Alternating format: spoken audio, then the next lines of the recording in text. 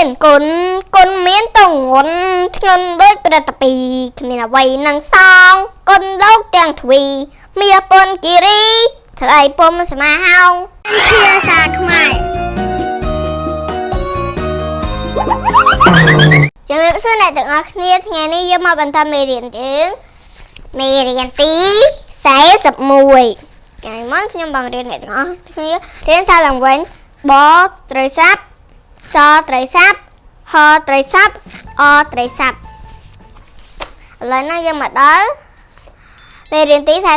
41ឈប់មុននឹងអានជួយចុច like ហើយនិង subscribe ហើយនិង share ហើយនិង follow Facebook ហើយនិងcomment ឲ្យច្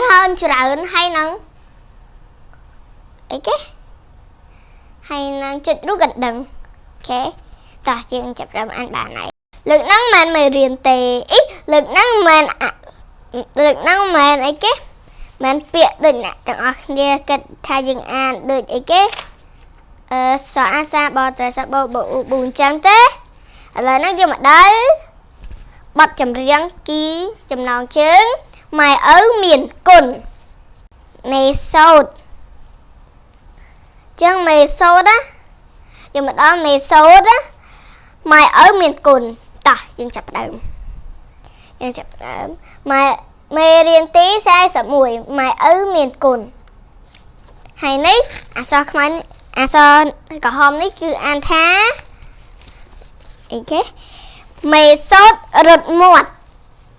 តែអត់ដឹងមានន័យថាម៉េចទេឥឡូវយើងច្រៀងបទចម្រៀងនេះមុននឹងច្រៀងត្រូវតែអានសិនបានចេះចឹងម៉ែឪមានគុណថាតាមខ្ញុំម៉ែឪមានគុណមានទងន់ធ្ងន់ដូចប្រតាពីគ្មានអ្វីនឹងសងគុណលោកទាំងទ្វីមាសពុនគិរីថ្លៃពុំស្មាហោងមិននឹងអានឥឡូវនឹងសូត្រម្ដងមេសូតរត់មាត់ម៉ែឪមានគុណមានទងន់ធ្ងន់ដូចប្រតាពីគ្មានអ្វីនឹងសងគុណលោកទាំងទ្វីមាសពុនគិរីថ្លៃពុំស្មាហោងម្ដងទៀតឥឡូវនេះយើងមកច្រៀងម្ដងទៀតម៉ែឪមានគុណមានទងន់ធ្ងន់ដូចប្រតាពីគ្មានអ្វីនឹងសងគុណលោកទាំងទ្វីមាសពុនគិរី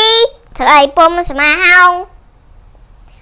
ចប់ហើយអរគុណទាំងអស់គ្នាដែលបានមើលវីដេអូនេះសូមជួយចុច like ហើយនិង subscribe ឲ្យ channel ខ្ញុំផង